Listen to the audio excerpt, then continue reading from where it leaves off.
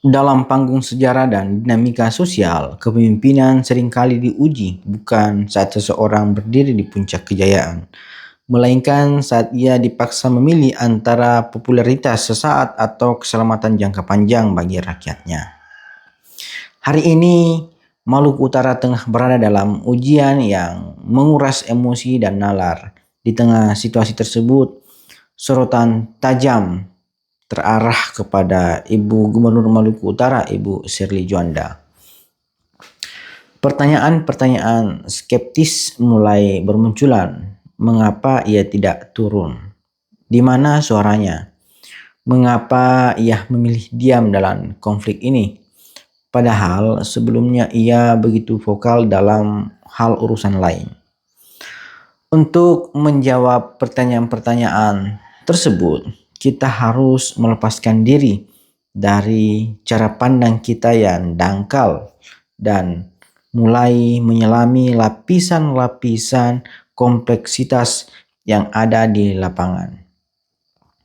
Kita harus memahami bahwa dalam sebuah konflik horizontal yang membawa-bawa kepentingan atau sentimen agama, setiap langkah tokoh publik dihitung dengan kalkulasi yang begitu sangat presisi.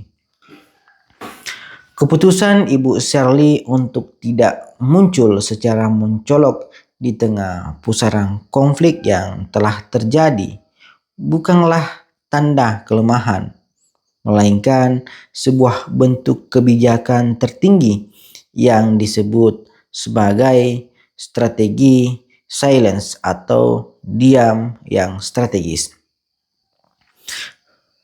Mengenai resiko popularitas identitas, kita hidup di tengah masyarakat yang mudah terpicu oleh simbol sebagai seorang tokoh yang memiliki latar belakang keyakinan tertentu. Kehadiran fisik Ibu Shirley di tengah kerumunan yang sedang emosional saat itu bukan hanya berisiko tinggi bagi keselamatan pribadinya, tetapi lebih krusial berisiko bagi stabilitas psikologis massa. Jadi dalam kacamata sosiologi konflik, kehadiran tokoh besar dari salah satu kelompok agama bisa secara instan disalahpahami oleh pihak lain sebagai bentuk mobilisasi atau dukungan sepihak. Beliau sangat menyadari bahwa luka sejarah di Maluku Utara memerlukan penanganan yang sangat halus dengan tidak memunculkan diri sebagai pusat perhatian. Beliau ini sebenarnya sedang memproteksi masyarakat agar konflik ini tidak bergeser menjadi pertarungan simbol personal. Jadi beliau memilih untuk mengalah secara ego demi memastikan bahwa api konflik tidak mendapatkan bahan bakar baru dari narasi-narasi provokatif yang bisa saja digoreng oleh oknum-oknum pihak ketiga.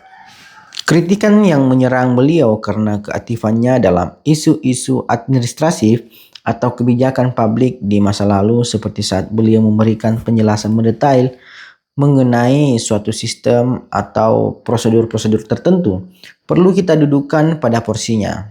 Saat itu beliau berbicara dalam kapasitas sebagai edukator publik. Jadi isu-isu tersebut adalah ranah yang rasional, ranah yang membutuhkan penjelasan teknis agar tidak terjadi kekacauan informasi. Namun, berbicara mengenai konflik agama di Maluku Utara, itu bukanlah masalah teknis yang bisa diselesaikan begitu saja dengan tabel data atau penjelasan retorika di podium. Jadi ini adalah masalah rasa, masalah trauma, dan masalah kepercayaan antara sesama saudara. Menggunakan pendekatan yang sama dengan isu administratif untuk menyelesaikan konflik berdarah adalah sebuah kecerobohan besar intelektual. Beliau memahami perbedaan ruang lingkup tersebut. Kehadiran beliau dalam isu-isu sebelumnya menunjukkan komitmen transparansi, sementara setiap menahan diri saat ini menunjukkan kematangan emosional beliau. Jadi beliau ini tahu kapan harus berbicara untuk menerangi kegelapan informasi dan kapan harus diam untuk memberikan ruang bagi kedamaian agar tumbuh dari akar rumput secara organik. Sebuah perdamaian yang dipaksakan oleh pengaruh tokoh luar seringkali bersifat semu dan sementara. Perdamaian yang abadi adalah yang lahir dari dialog jujur antara tokoh-tokoh agama setempat, pemuka adat, kemudian pihak keamanan yang memiliki mandat hukum. Jadi Ibu Shirley tidak ingin kehadirannya justru mengaburkan peran para mediator netral ini. Beliau ingin otoritas keamanan dan tokoh lintas agama di garis depan menjadi wajah utama dari rekonsiliasi dengan tetap berada di belakang layar. Beliau mendukung proses struktural tanpa mengintervensi dengan opini publik yang bisa memecah konsentrasi para pengambil kebijakan di lapangan. Kurang lebih seperti itu. Jadi masyarakat perlu memahami bahwa tidak hadir di layar kaca bukan berarti tidak bekerja di dunia nyata. Jadi komitmen beliau terhadap Maluku Utara itu telah teruji melalui berbagai tindakan nyata yang tidak selalu memerlukan lampu sorot kamera di balik diamnya, agar tidak dianggap sebagai pencitraan di atas penderitaan rakyat. Dan ada doa yang tak ada putus-putusnya. Beliau memilih jalur pengabdian yang bersifat substansif daripada hanya bersifat simbolis namun tidak solutif dalam perkara seperti ini. Jadi ketika menilai seseorang hanya dari kemunculannya di permukaan adalah sebuah ketidakadilan, Ibu Shirley Juanda sedang mempraktikkan bentuk tertinggi dari cinta kasih, yaitu merelakan dirinya disalahpahami, dihujat, dan dianggap tidak peduli demi satu tujuan utama, yakni agar tidak ada lagi satupun nyawa lagi yang melayang karena provokasi identitas. Beliau memilih untuk mengalah dari hiruk pikuk opini publik agar Maluku Utara bisa menang dalam melawan ego perpecahan. Kita seharusnya tidak menuntut seorang tokoh untuk selalu hadir di setiap titik api, jika kehadiran tersebut justru berpotensi memperbesar kobaran. Mari kita berikan dukungan kepada semua pihak yang sedang bekerja untuk perdamaian, dan marilah kita lihat bahwa dalam diamnya Ibu Shirley Juanda Laos terdapat perisai kebijaksanaan yang sedang melindungi kita semua dari kehancuran yang lebih besar. Perdamaian bukan tentang siapa yang paling keras berteriak di depan publik, akan tetapi tentang siapa yang paling tulus menjaga agar harmoni tetap terjaga tanpa harus mengorbankan persaudaraan yang telah ada.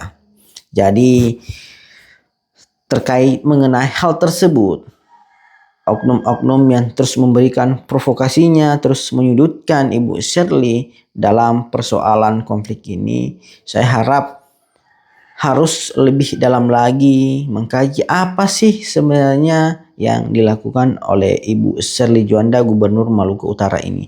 Apakah tindakannya ini merugikan atau bagaimana? Apakah tindakannya ini untuk menghindari konflik yang lebih besar lagi atau seperti apa? Jangan asal memberikan kritikan, memberikan komentar begitu saja tanpa paham betul bagaimana ketika Anda berada di posisi Ibu Shirley Juanda Laos ini. Nah, berikut kita coba saksikan beberapa kritikan dari para oknum-oknum tertentu, dan kita lihat pula bagaimana sebenarnya sih keikhlasan dari seorang Ibu Shirley Juanda Laos. Nah, berikut videonya.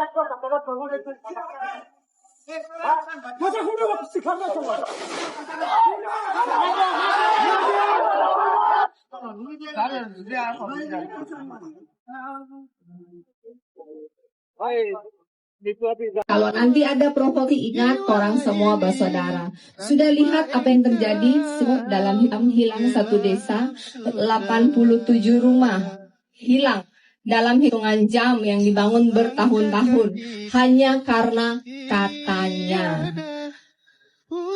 Selama kalian diam, tidak membalas, selesai, kita bangun kembali. Tapi kalau kalian balas, sana balas, sini balas, jadi panjang, semua yang rugi semua. Kita tidak bisa mengontrol apa yang orang lain lakukan kepada kita, tapi kita bisa mengontrol bagaimana kita bereaksi. Dendam tidak membalas.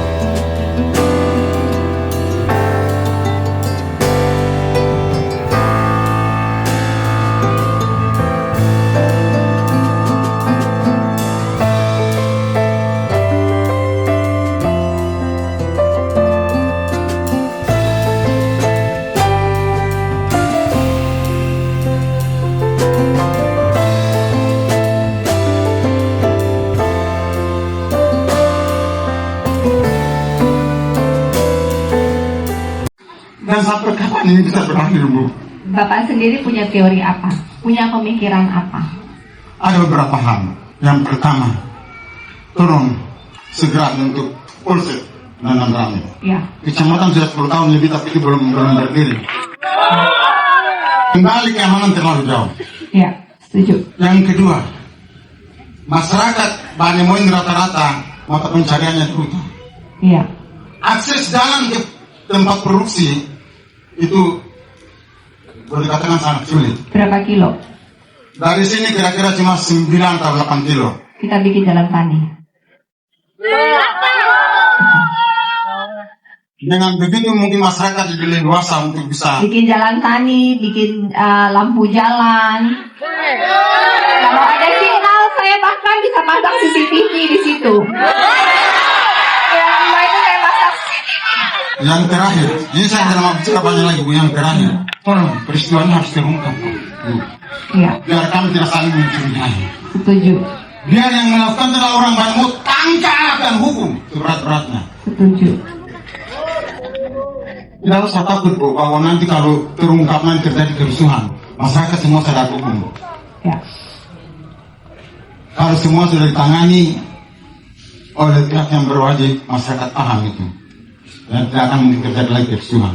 Intinya bahwa kami minta ini, kasus ini harus dibuka secara terang benderang. Sehingga kecurigaan di antara kami itu tidak ada. Mohon maaf, Bu, banyak suara saya agak sedikit. Tidak apa-apa kan tugas saya sih mendengar. Saya mohon maaf yang sebesar-besarnya. Demikian apa yang saya bisa sampaikan. Terima kasih sekali lagi, Bu. Assalamualaikum warahmatullahi wabarakatuh. Terima kasih. Untuk posko TNI Polri nanti ada Pak Kapolda dan Pak Danrem bisa menjawab. Kemudian jalan tani 9 kilo. Nanti saya koordinasi dengan Pak Bupati untuk bikin. Kita akan pastikan ada signal juga masuk. Dan dicoba dengan segala teknologi yang ada untuk kita pasang CCTV. Kemudian dipetakan hutan-hutan ini sudah milik sendiri atau belum? Ya, saya akan kirim dari Dinas Kehutanan untuk memetakan. Ini kebun milik sendiri tapi tidak punya sertifikat kan? Ya, ada. Semua kebun punya sertifikat. Sertifikat di tangan punya. Oh. Ya, yang belum akan dibantu untuk punya sertifikat ya. Jadi kemudian bisa dilegalitaskan. Intinya, dorang tuh semua sayang sekali sama Banemo, sama Siben Popo, sama Halmahera Tengah, ada Pak Wakil Bupati juga. Kami semua sayang karena ini semua orang ini semua bersaudara, ya. Pesan saya apapun, kan saya nggak bisa spesifik bilang masalah A, B, C, D. Apapun itu komunikasinya baik-baik. Kan langsung bisa WhatsApp Pak Bupati, betul kan Barada? Betul. Bisa WhatsApp saya, bisa DM saya di sosial media, apapun itu kita akan membuat Maluku Utara sebagai contoh bahwa pemerintah hadir. Kita tidak usah bicara masa lalu. Masa sekarang pemerintah provinsi, daerah akan selalu hadir. Kita mendengar, kita mencari solusi, bukan hanya janji di awan-awan, janji kita tepati. Kita akan membangun kepercayaan yang baik antara masyarakat dan pemerintah. Berikan kami waktu, berikan kami kepercayaan untuk Bapak Ibu semua bisa merasakan bagaimana provinsi dan kabupaten bekerja bersama-sama hadir menyelesaikan semua permasalahan masyarakat Halmahera Tengah di Banemo satu persatu perlahan-lahan.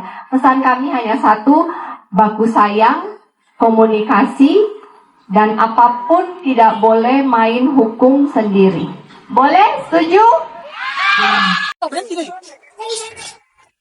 Bulan lalu kan saya datang, saya lihat rumah-rumah nelayan yang ada di atas laut, kan tidak layak dihuni. Akhirnya diputuskan kalian yang menyarankan bahwa lahan kalian siapin, sedang boleh kan 2 hektar. Saya bilang kalau lahan ada nanti saya bangun, lahan ada 2 hektar, saya bangun dibantu oleh BNI sudah datang, sudah menyerahkan, sudah semua. Tadi ribut, siapa yang ribut tadi? Dari warga mana, desa mana? Hah? Dua-dua. Kenapa ribut? Jelaskan, kenapa ibu ribut? Ibu mau apa? lokasi yang dibangun itu kami kaget bahwa diklaim bahwa itu adalah potensi DE. SMP 25 saya adalah siswa yang bangun batimbun. Fondasi pertama itu izin dari Kepala Desa Domato. Dan baru 3 tahun mungkin dari Kepala Sekolah yang baru diganti ke dimasuk Desa DE. Itu kami kaget. Kemudian di sekitar SMP 25 itu ada sertifikat terbit sebelum tahun 2000 itu sudah terbit Domato. Benar, yang ini sekitar situ atau di 2 hektar itu? Yang di sekitar situ Ibu. Berarti bukan 2 hektar. Di luar 2 hektar itu atau termasuk? BPN sudah turun cek 2 hektar itu belum ada sertifikatnya. Kami kemarin sudah urus untuk pembuatan sertifikat itu di situ, di areal yang pembangunan. Tetapi sampai hari ini sertifikat yang kami urus kurang lebih sudah 1 tahun tidak terbit. Oke, saya sudah mendengar Domato. Sekarang DE. Kemarin kita warga desa Dede itu bermusyawarah dengan pemerintah desa kaitannya dengan lokasi yang digunakan. Saat itu lokasi yang digunakan itu lokasi lapangan dan perkuburan milik masuk wilayah Sidamuli Dehe. Ketika pertanahan kasih lihat antara kami dengan Domato, terus kami menanyakan bahwa kita pindahkan di sini masuk lokasi Dehe. Ini kan batas wilayah antar desa ini belum ada, dan ini wilayahnya ada di kabupaten. Kami provinsi memberikan bantuan jika lahannya sudah beres. Jika lahannya tidak beres, ya dua-duanya tidak dapat. Jadi sebenarnya tadi saya udah telepon, saya tidak mau datang. Buat apa saya datang? Tidak ada bantuan yang bisa diberikan karena batas wilayah dan lahan itu bukan kewenangan provinsi, itu ada di kabupaten. Jadi kalian duduk beresin dulu. Kalau sudah tuntas lahan, baru saya kasih bantuan. Yang penting saya punya tujuan adalah mau memindahkan yang di laut ke darat. Cari lahannya, saya bangun. Silakan duduk musyawarah desa, putuskan dengan Pak Bupati lahannya mana, pergi ke BPN, ada sertifikat, baru saya balik lagi bantu rumah. Saya hari ini datang berbicara, sudah saya sampaikan, saya kasih bantuan kalau lahan beres. Lahan kalau beres, dua-dua siapin lahan, saya kasih 30 rumah, 30 rumah. Kalau dua-dua tidak beres, dua-dua tidak dapat. Kalau Domato lempar Sidamuli Dehe punya rumah, misal 3 rusak, saya kurangi kuota Domato punya rumah. Kalau Sidamuli Dehe lempar Domato punya rumah 3 rusak, saya kurangi kuota Sidamuli Dehe. Kalau kalian berdua mau dibantu dua-dua, bicara baik-baik, tangan jangan pegang batu. Yang sudah rusak hari ini, Kadis Perkin cek, saya perbaiki di Januari 2026. Kalau ada lagi yang rusak, saya mau datang di desa dua-dua ini lagi. Setuju? Oke. Nah, saya rasa itu sahabat Perspektif Timur, khususnya masyarakat Maluku Utara, jangan lagi terprovokasi dengan oknum-oknum tertentu yang berusaha menyudutkan Ibu Shirley Juanda dalam isu-isu seperti ini. Karena kita paham betul melalui video-video tadi tentang bagaimana Ibu Shirley ini memang tulus terhadap masyarakat Maluku Utara. Jadi buat apa lagi kalian masih meragukan tentang ketulusan dan keikhlasannya. Tidak hadir belum tentu bahwa beliau tidak peduli. Kalian oknum-oknum tertentu yang terus menyerang beliau tidak tahu hal apa yang terjadi di belakang layar. Tentang bagaimana Ibu Shirley mengusahakan perdamaian terhadap konflik yang terjadi yang ada di sana. Jadi saya rasa itu salam Perspektif Timur.